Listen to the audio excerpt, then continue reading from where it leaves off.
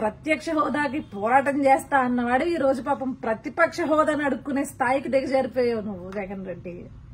అడుక్కుంటంలో కూడా అంత కొవ్వెందుకు నీకు, అంత బలిపెందుకు? అందుకే కదా నిన్ను ప్రజలు ఆఖరికి నీకు ప్రతిపక్ష హోదా కూడా వద్దురా బాబు, పక్కకు పో, నీ వల్ల రాష్ట్రానికి నాశనం తప్పించి నువ్వు ఏ హోదాలో కూర్చున్నా రాష్ట్రానికి నాశనం, పక్కకెళ్ళి ఆ పక్క రాష్ట్రాల్లో తగలబడి ఇక్కడ వద్దు అని చెప్పేసి గెంటేసింది.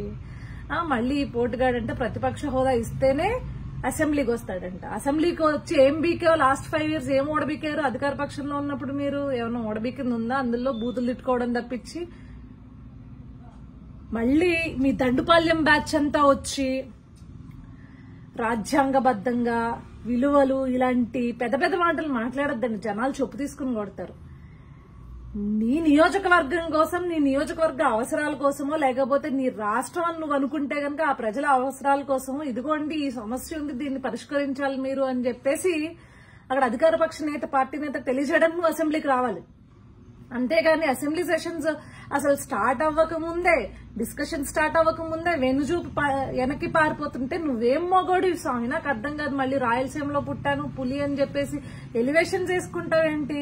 నీ నియోజకవర్గ ప్రజల అవసరాల కోసం నువ్వు వచ్చి మాట్లాడాలి. వాళ్ళందరూ ఓట్లేసినందుకు ఏదో పెద్ద నేను ఓడబిక్కేను రాష్ట్ర ముఖ్యమంత్రిగా అని చెప్పేసి ఒక 11 సీట్లు తెచ్చుకున్నావు కాబట్టి ఆ 11 సీట్లలో ఉండే ఆ 11 నియోజకవర్గాల్లో ఉన్న ప్రజల అవసరాల కోసం మాట్లాడాలి.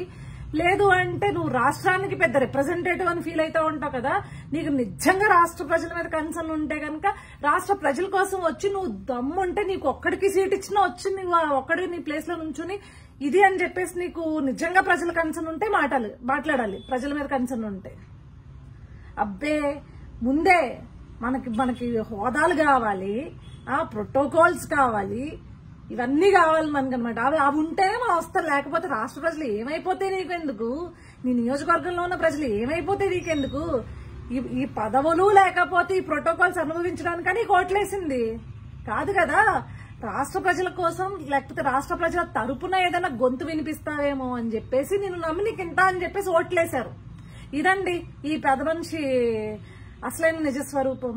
ఇతగాడికి పదవులు, ప్యాలెస్లు, ప్రోటోకాల్లు, మరి పీతో మొదలయ్యే వాటి మీద ఎంత వ్యామోహం ఏంటో అర్థం కాదు.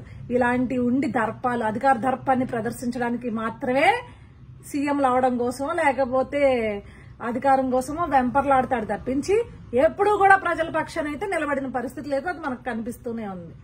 ఇలాంటి వాడిని ఇంకొకసారి నేను ప్రజల కోసం రాజ్యాంగబద్ధంగా ప్రజల కోసం నేను నిలబడతాను, మాట్లాడతాను అని అంటే ముందు అసెంబ్లీకి వచ్చి మా కోసం మాట్లాడండి అని అడగండి.